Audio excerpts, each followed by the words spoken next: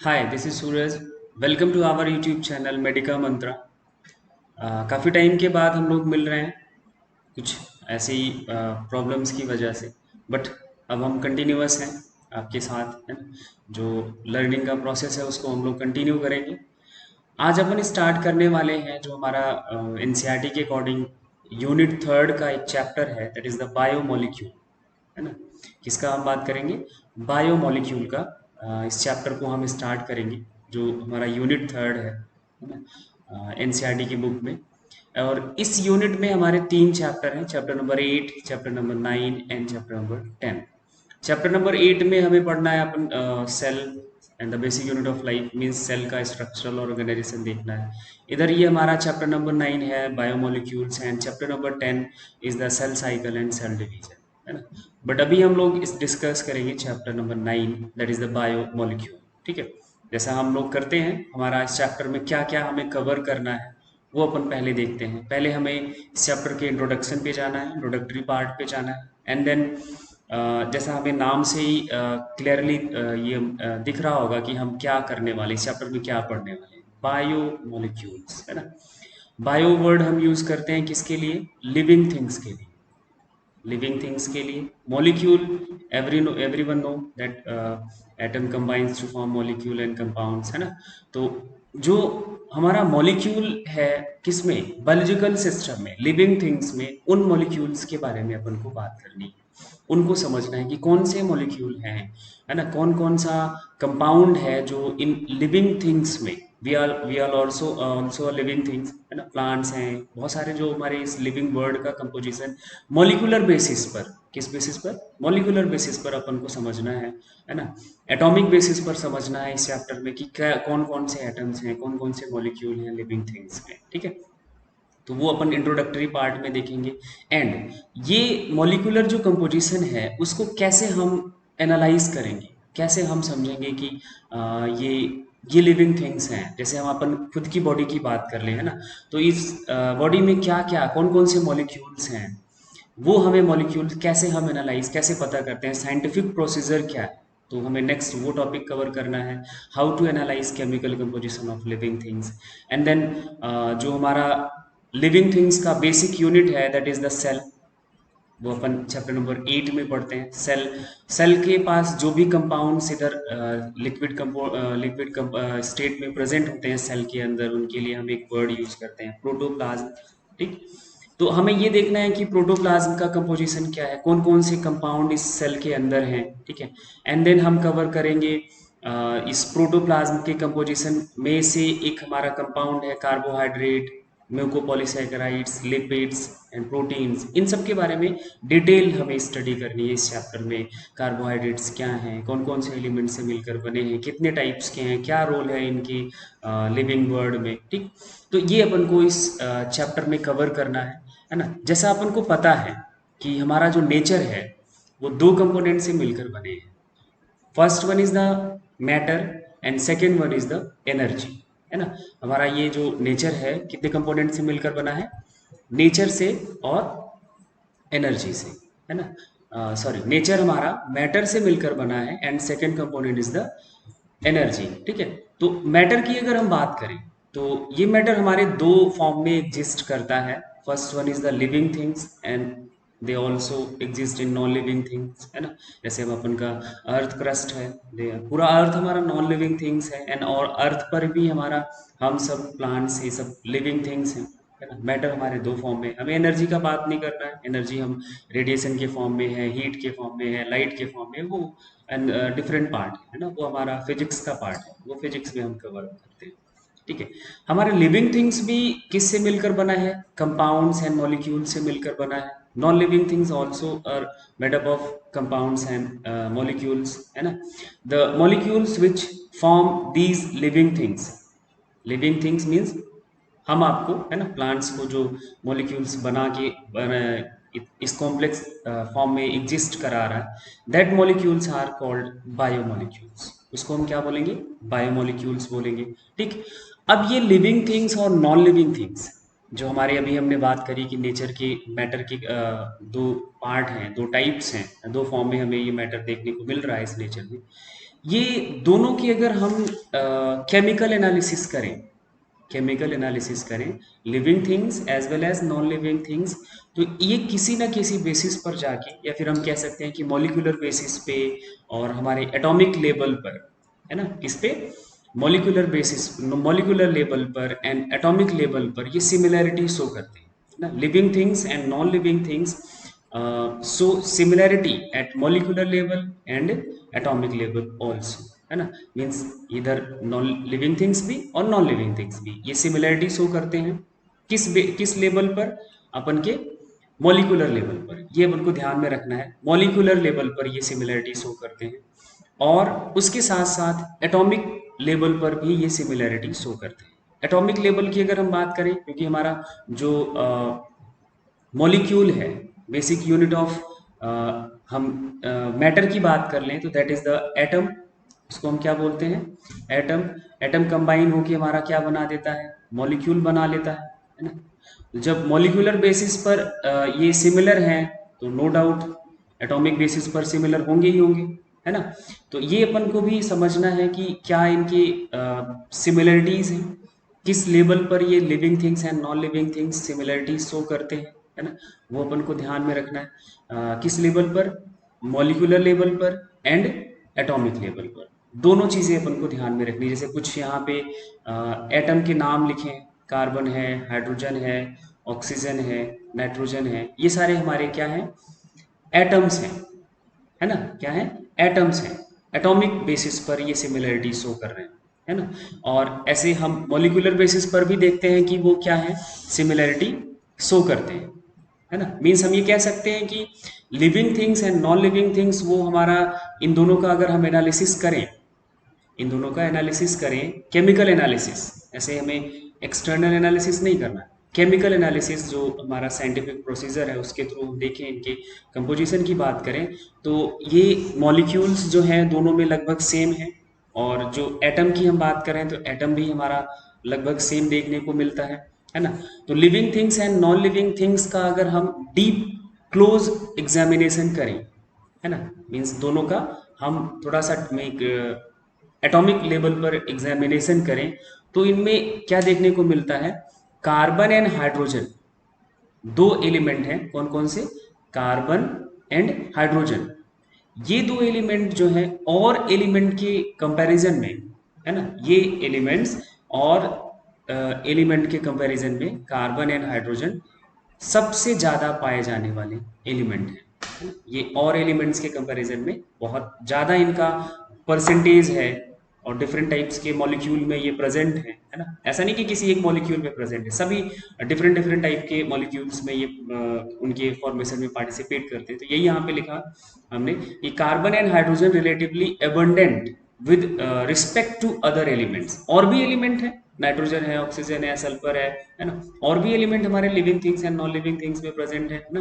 जैसे हम natural element की बात करें तो वो नॉन लिविंग वर्ड का है 92 है ना। बट लिविंग थिंग्स में जो भी एलिमेंट प्रेजेंट है उनमें से सबसे ज्यादा कौन सा है, कार्बन एंड हाइड्रोजन है, ठीक है। तो यहाँ हम लिविंग थिंग्स की केमिकल कंपोजिशन की स्टडी कैसे करेंगे, हमें अब ये क्वेश्चन आता है कि भाई हम इनके कंपोजिशन की स्टडी कैसे करें, क्या इनका प्रोसीजर है, वो हम नेक्स्ट पे बात करेंगे, नेक्स्ट टॉपिक पे। बट इधर हम कैसे उनका कौन सा पार्ट लेके हम स्टडी करें, जैसे अपन की हम ह्यूमन बींग्स की बॉडी का, ये भी हम लिविंग थिंग्स हैं, तो हम अपने के बारे में केमिकल कंपोजिशन का स्टडी करना चाहते हैं, तो कौन सा हिस्सा लें, है ना। तो लिविंग थिंग्स की हम प्लांट्स की अगर स्टडी करना चाहते हैं तो हमें प्लांट टिश्यू लेने हैं, जैसे कहाँ से ले सकते हैं, लीव से ले सकते हैं, स्टेम से ले सकते हैं, है ना, रूट से ले सकते हैं, है ना, उनका जो प्लांट बॉडी है वहां से हमें एक छोटा सा पीस ले लेना है टिश्यूज का, है ना। क्योंकि हम सेल पे क्या नहीं कर सकते, अपना केमिकल एनालिसिस नहीं कर सकते, क्योंकि सेल हमारा विजिबल नहीं है, तो वो हम क्या लेंगे, टिश्यू लेंगे। ऐसे ही अगर हमें एनिमल का स्टडी करना है तो हमें एनिमल टिश्यू लेना है ना। हमें माइक्रोब्स का स्टडी करना है तो हमें क्या करना है, माइक्रोबियल क्या करना है, पेस्ट लेना है ना। एंड अगर हमें फंजाई का स्टडी करना है तो फंजाई का जो हाइफी का क्लस्टर है, दैट इज कॉल्ड माइसीलियम, है ना। जो हमारा फंजाई दिखता है तो वो बहुत सारे हाइफी से मिलकर एक क्लस्टर के फॉर्म में बनाता है, दैट इज कॉल्ड माइसीलियम, ठीक। तो ये हमें लेने हैं, ये इस पे हम काम करें, तब हम उनका केमिकल एनालिसिस कर सकते हैं। ठीक है, अब यहाँ पे हम देखते हैं कि लिविंग थिंग्स और नॉन लिविंग थिंग्स के बीच हमने कंपेयर कर लिया, and our living things also very much diversed. ये लिविंग थिंग्स भी हमारा बहुत ज़्यादा डाइवर्स्ड है। बहुत सारे प्लांट्स हैं, प्लांट्स की अपनी एक डाइवर्सिटी है, एनिमल्स की एक अपनी डाइवर्सिटी है, माइक्रोब्स की अपनी एक डाइवर्सिटी है, फंजाई की अपनी डाइवर्सिटी है। तो एनिमल्स कह सकते हैं कि लिविंग थिंग्स भी, या लिविंग वर्ड जिसे हम बायोडाइवर्सिटी बोलते हैं, है ना, बहुत ज़्यादा डाइवर्स्ड है। तो उनकी हम क्या क्या कंपोनेंट लेकर स्टडी कर सकते हैं, वो अपन को यहाँ पे देख के समझ के रखना है ना। इनकी अगर हम केमिकल कंपोजिशन की बात करें, प्लांट का, एनिमल का, माइक्रोब्स का, अदर फंजाई का, है ना, ये भी हमारे सिमिलर केमिकल से मिलकर बने होते हैं। यहाँ भी सिमिलरिटी है, means living and non living के बीच तो सिमिलरिटी है मॉलिक्यूलर बेसिस पर, एटॉमिक बेसिस पर, एटॉमिक लेवल पर, है ना। बट इधर जो लिविंग थिंग्स में डाइवर्सिटी है, they also show similarity at molecular basis as well as atomic basis, है ना। तो जो ये लिविंग थिंग्स हमारे जो जिन केमिकल से, जिन बायोमोलिक्यूल से, जिन मॉलिक्यूल से मिलकर बने हैं, उनके लिए एक टर्म यूज करेंगे, क्या, बायोमोलिक्यूल्स। ठीक, तो यहाँ पे हमने दोनों लेवल पर सिमिलरिटी देखी। दोनों लेवल पर हमने क्या देखा कि इनका जो कंपोजिशन है, living things as well as non living things, है ना, वो हमारा सेम है। एंड उसके साथ साथ हमारा क्या है, जो लिविंग थिंग्स जो बहुत ज़्यादा डाइवर्स्ड है, they also show similarity at the basis of, at the molecular level and as well as atomic level. ठीक, तो ये एक हमारा रिलेशन है। अगर हम केमिकली समझना चाहें living things and non living things को, they are not different, they are similar, but इनका जो ऑर्गेनाइजेशन है ना, जिन इनका जो कंपाइल किया नेचर, इनको जो बनाया जिस तरह से इन मॉलिक्यूल्स को एग्रीगेट करके, वो एग्रीगेशन डिफरेंट है, वो कंपोजिशन डिफरेंट है, वो प्रोपोर्शन डिफरेंट है, so that they are living things and some things are the non living things, है ना। दो डिफरेंट हमें कैटेगरी देखने को मिलती है। एंड लिविंग थिंग्स में भी हमने देखा कि वो डाइवर्सिटी शो करता है, प्लांट है, एनिमल है, माइक्रोब्स है, फंजाई है ना। There is also variation in their composition, proportion, है ना, कंपाइल जो करने का नेचर का तरीका है ना, वो भी डिफरेंट है। बट जो उनका रॉ मटेरियल है, जो हम मॉलिक्यूल से बने, they are also show similarity at the molecular basis as well as atomic basis, है ना। तो ये अपन को ध्यान में रखना है। ठीक है, अब हम कैसे एनालाइज करेंगे, how to analyse chemical composition of living things, ये अपन नेक्स्ट हमारा जो टॉपिक था उसके बारे में हम बात करेंगे। How to analyse chemical composition of the living things. इसमें क्या करना होगा अपन को, पहले हम एक पीस लेंगे, किसका, लिविंग टिश्यू, लिविंग थिंग्स का। अगर हमें प्लांट का स्टडी करना है तो प्लांट टिश्यू, एनिमल का स्टडी करना है, जैसे हम एनिमल का बारे में तो एनिमल लीवर कुछ हम हिस्सा ले सकते हैं। अगर हमें प्लांट का स्टडी करना है तो हम प्लांट का लीफ ले लिया, प्लांट टिश्यू में मिल जाएगा। And then with the help of mortar and pestle we grind them, उनको हमें प्रॉपरली ग्राइंड करना है। किसके एडिशन, क्या ऐड करना है, साथ में हमें ऐड करना है उसमें क्या, ट्राई क्लोरो एसिटिक एसिड। इस एसिड को अपन को ऐड करना है, क्या ऐड करना है, try chloro acetic acid. This is the most important term, है ना। कई बार पूछा गया है कि कौन सा एसिड यूज किया जाता है लिविंग टिश्यू का स्टडी करने में, है ना। उनका मोलिकुलर फॉर्मूला थोड़ा ध्यान रखना है, नाम याद रखना है। एंड इसको ऐड करके इस मोटार एंड पिस्टल की मदद से उसको हमें ग्राइंड कर लेना है ना, जिससे वो क्या हो जाए, स्लरी जैसा, एक लुगदी जैसा बन जाए, है ना। Then we obtain a thick slurry, एक गाढ़ा सा लुगदी जैसा मिल जाता है। देन हमें क्या करना है, इसको फिल्टर करना है with the help of cotton clothes या फिर चीज क्लॉथ, जिसे हम पनीर बना के उसको फिल्टर करते हैं। बहुत बारीक सा कपड़ा होता है, आई थिंक देखा होगा आप लोगों ने, है ना। कॉटन क्लॉथ्स यूज करते हैं जो कि काफी पोरस होते हैं, बहुत छोटे छोटे पोर्स होते हैं। उनके थ्रू इस थिक स्लरी को हमें क्या कर लेना है, फिल्टर कर लेना है ना। क्या करेंगे, फिल्टर कर लेंगे। देन हमें दो पार्ट मिल जाएंगे, क्या मिल जाएंगे, दो पार्ट मिल जाएंगे। एक को हम बोलेंगे filtrate and second one is the retentate. Filtrate क्या है, जब हम उस फिल्टर से, जब हमें ये स्लरी कुछ ऐसा कुछ स्लरी मिल गया जिसमें गाढ़ा लुगदी जैसा, इसके नीचे हमने क्या लगा दिया, एक फिल्टर लगा दिया कॉटन क्लॉथ का। किसका? कॉटन क्लॉथ का फिल्टर लगा दिया। और इसके थ्रू जब हम फिल्टर करेंगे तो हमें दो कंपो एक कुछ लिक्विड जो है हमारा इस कपड़े को क्रॉस कर जाएगा, जो लिक्विड मीन्स सॉल्युबल कंडीशन में होगा, जो लिक्विड स्टेट में होगा, जो भी मॉलिक्यूल जो भी हमारा सब्सटेंस है ना, उस टिश्यू का, वो इधर एसिड के साथ इधर हमारा आ जाएगा कहाँ,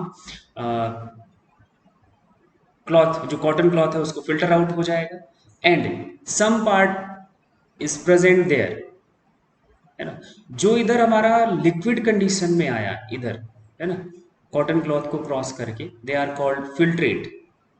उनको हम क्या बोलेंगे? फिल्ट्रेट। एंड जो इधर कॉटन क्लॉथ के ऊपर ही रुक गया, this is the cotton cloth.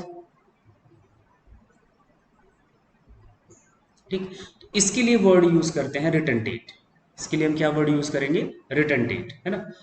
अब जो फिल्ट्रेट है, जो इधर जो हमने यहाँ पे इस टिश्यू में एसिड मिलाया था, कौन सा एसिड मिलाया था? Trichloro acetic acid. ठीक, इस एसिड में सॉल्युबल होगा, उसको हम क्या बोलते हैं? उन कंपाउंड्स को, उस टिश्यू का वो कंपाउंड जो एसिड में सॉल्युबल होगा उसको बोलते हैं acid soluble part of the tissue, या फिर part of the living things, है ना। इसमें बहुत सारे कंपाउंड्स होंगे। दो कंपोनेंट आई थिंक समझ आ गए, फिल्ट्रेट एंड रिटर्नटेट। जो फिल्टर आउट हो गया दैट इज द फिल्ट्रेट, है ना, जो एसिड में सॉल्युबल होगा, एंड जो एसिड में नहीं सॉल्युबल होगा they are present above the cotton cloth, they are called acid insoluble part of the living things, and या हम कह सकते हैं कि टिश्यू। ठीक, अब यहाँ पे दो पार्ट हो गए हमारे लिविंग थिंग्स के, जो ये हमने टिश्यू लिया था, है ना, लिविंग थिंग्स के। ठीक, एक फिल्ट्रेट, दूसरा रिटर्नटेट। जो फिल्ट्रेट है, filtrate contains thousand of organic compounds, thousands of organic compounds, है ना। And also retentate also contain thousands of organic compound. दोनों में डिफरेंट डिफरेंट टाइप के ऑर्गेनिक कंपाउंड्स प्रेजेंट होते हैं।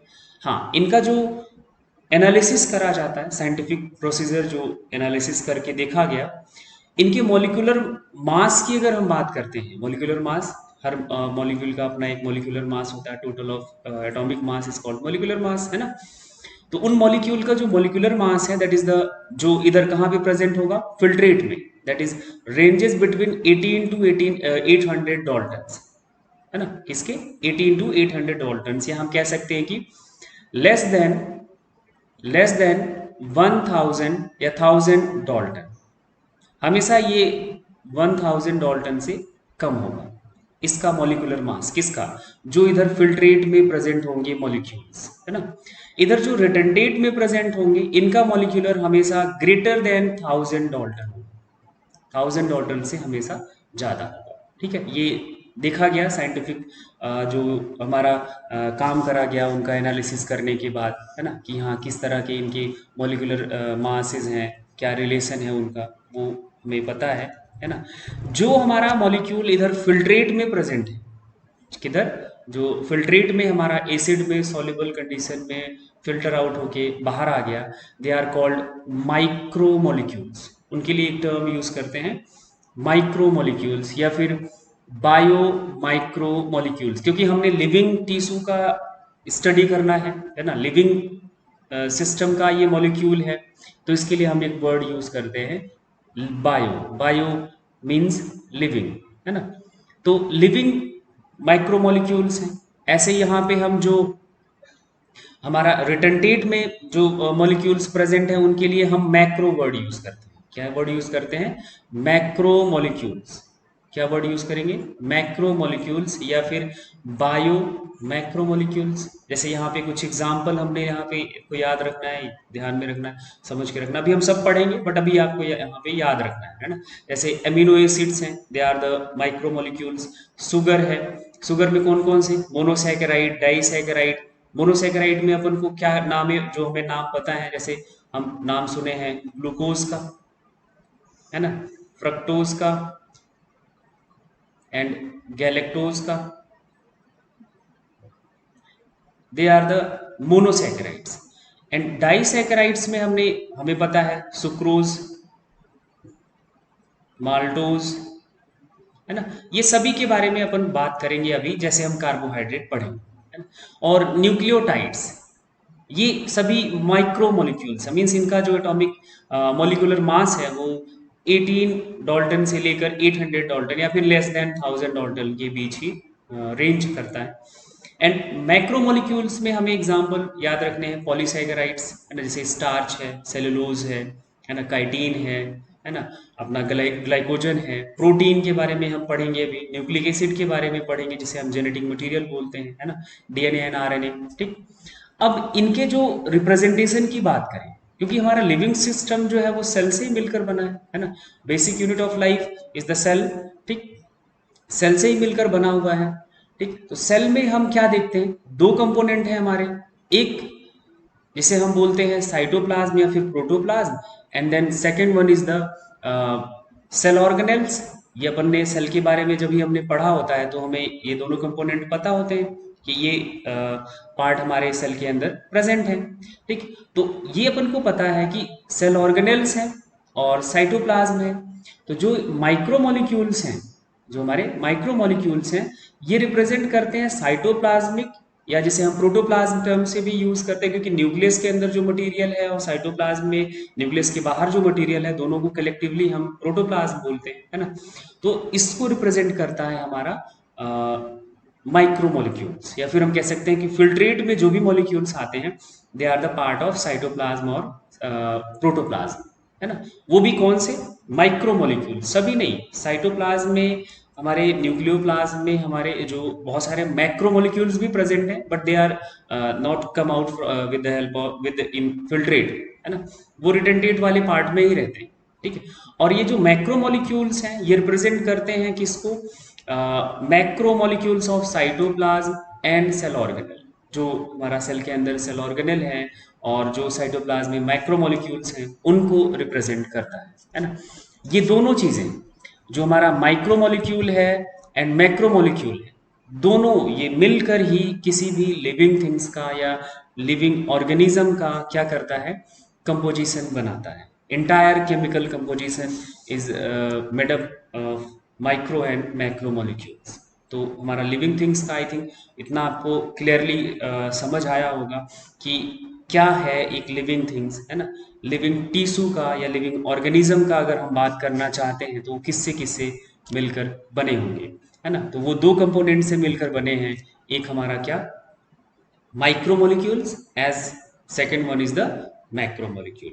ये अपन को ध्यान में रखना है। ठीक है, तो यही किसी भी लिविंग थिंग्स का, किसी भी लिविंग ऑर्गेनिज्म का बात करते हैं तो वो हमें इन्हीं दोनों कंपोनेंट, दो कंपाउंड से मिलकर, ये दो कंपोनेंट, दो तरह के कंपाउंड्स तो बहुत है, माइक्रोमोलिक्यूल्स भी हमारा थाउजेंड्स ऑफ कंपाउंड से मिलकर बना हुआ है, and micromolecules also made up of thousands of compounds. ठीक, अब एक पॉइंट अपन को यहाँ पे हमेशा याद रखना है, दैट इज द लिपिड। अभी तक हमने जो भी मैक्रोमोलिक्यूल या माइक्रोमोलिक्यूल देखा, वहां पे हमारा लिपिड का नाम नहीं आया। लिपिड के लिए एक हमारा एक ये एक्सेप्शनल केस है। क्या इसमें हमें देखने को मिलता है, lipid is, lipids are the micromolecule, ये माइक्रोमोलिक्यूल हैं, मीन्स वैसे इनको होना कहाँ चाहिए था, फिल्ट्रेट वाले पार्ट में होना चाहिए था, but they are present in retentate. क्यों ऐसा है, क्योंकि ये इनसॉल्युबल होते हैं एसिड में, जो हमने यहाँ पे एसिड यूज किया लिविंग टिश्यूज के साथ, that is the trichloro acetic acid, है ना। तो इस एसिड में ये सॉल्युबल नहीं है, इसलिए ये प्रेजेंट होते हैं किसके साथ, रिटेंटेट के साथ प्रेजेंट होते हैं, but actually they are micromolecules. ये कैसे पता चलता है, क्योंकि इनका जो मोलिकुलर मास है वो लेस देन 1000 ही देखने को मिलता है, लेस देन 1000 डाल्टन ही है ना। तो ये अपन को याद रखना है लिपिड्स के बारे में, lipids are micromolecules but they are present in retentate part of the living tissue. But क्यों ऐसा है, क्योंकि they are insoluble in acids. यहाँ ये स्टेटमेंट अपन को ध्यान में रखना है। ठीक, तो अब तक हमने जो बात करी बायोमोलिक्यूल्स की, बायोमोलिक्यूल्स हमारे दो तरह के, माइक्रो एंड मैक्रो। क्लियरली इसमें कोई कंफ्यूजन नहीं है ना। इनका जो मोलिकुलर मास है वो लेस देन 1000 हमने देख लिया है, यहाँ कंपैरिजन कर लेते हैं, लेस देन 1000 डाल्टन्स। ठीक, इधर क्या है, ग्रेटर देन 1000 डाल्टन। ये अपन को हमेशा ध्यान रखना है कि क्या इनका क्राइटेरिया है। इनके एग्जाम्पल हमें याद रखने हैं, ये कहाँ पे प्रेजेंट होंगे, they are found in filtrate and they are found in retentate. किसमें, रिटेंटेट में प्रेजेंट होंगे। एंड इनका हमें एग्जाम्पल याद रखना है कि क्या क्या इनके एग्जाम्पल हैं। माइक्रोमोलिक्यूल्स में क्या क्या आते हैं, है ना। हमारा न्यूक्लिक एसिड है, न्यूक्लिक एसिड नहीं आएगा क्योंकि न्यूक्लिक एसिड तो मैक्रोमोलिक्यूल, उनका जो बेसिक यूनिट है दैट इज द न्यूक्लियोटाइड, है ना। अमीनो एसिड है, हमारे शुगर है, मोनोसेकेराइड एंड डाइसेकेराइड है ना। तो ये सारे कंपोनेंट्स हमारे क्या हैं, माइक्रोमोलिक्यूल के पार्ट हैं। And second one is the macromolecule का हमारा कंपोनेंट है ना। तो इधर हम उनको एग्जाम्पल के बारे में भी हम थोड़ा सा लिख देते हैं, उनको देखना है क्या है इधर, अमीनो एसिड, है ना। इधर हमारे शुगर हो गए, ठीक। इधर हमारा क्या हो गया, न्यूक्लियोटाइड्स हो गए, जो कि हमने पहले ही डिस्कस देख लिया है। इधर अपन एग्जाम्पल हम मैक्रोमोलिक्यूल का बात करें तो क्या लिख सकते हैं, प्रोटीन हो गया, है ना।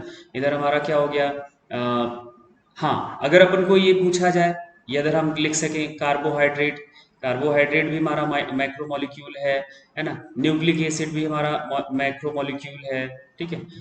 बट अगर हमसे पूछा जाए कि हमारा जो फैट है वो कहाँ आएगा, fat is also macromolecule but they are present in retentate part of the living tissue, ठीक। तो इस तरह से हम एनालिसिस करते हैं किसी भी लिविंग टिश्यू का, है ना। दो कंपोनेंट हमें देखने को मिलते हैं, मैक्रो एंड माइक्रो मॉलिक्यूल। कौन कौन से वो कंपाउंड्स हैं वो अपन ने यहाँ पे देखा कि माइक्रो में हमारा एमिनो एसिड है, शुगर है ना। शुगर में मोनोसेकेराइड, डाइसेकेराइड है। न्यूक्लियोटाइड्स हैं, क्या है ये सभी न्यूक्लियोटाइड्स, किन से मिलकर बने हुए हैं, वो सभी अपन डिस्कस करेंगे। बट जैसे जैसे ये चैप्टर हमारा प्रोग्रेस करेगा वैसे वैसे हम अपन एक क्लियरिटी के साथ हम समझेंगे, है ना। और मैक्रोमोलिक्यूल्स में अपन प्रोटीन, है ना, अमीनो एसिड्स मिलकर हमारा प्रोटीन बनाता है। शुगर जो है वो मिलकर हमारे कार्बोहाइड्रेट बनाते हैं। न्यूक्लियोटाइड्स मिलकर हमारे क्या बनाते हैं, न्यूक्लिक एसिड बनाते हैं। तो वो हम इनके इनके ही पॉलीमर्स हैं जो मैक्रो मॉलिक्यूल्स बने हैं, है ना। मीन्स बहुत कई छोटे छोटे अमीनो मीन्स अमीनो एसिड बहुत सारे मिलकर प्रोटीन बना दिया, शुगर मिलकर कार्बोहाइड्रेट बनाता है, न्यूक्लियोटाइड्स जुड़कर हमारे क्या बनाते हैं, न्यूक्लियोटाइड्स न्यूक्लिक एसिड बनाते हैं। मीन्स हम ये कह सकते हैं कि nucleic acids are the polymer of nucleotide, proteins are the polymer of amino acids, है ना। carbohydrates are the polymer of monosaccharides and disaccharides etc, है ना। and then also fat is also a micromolecule but their basic unit is the fatty acid and glycerol, वो हम सब discuss करेंगे। But आज अपन इस वीडियो में यहीं तक एंड करते हैं, नेक्स्ट हम लोग आगे डिस्कस करेंगे। Thank you.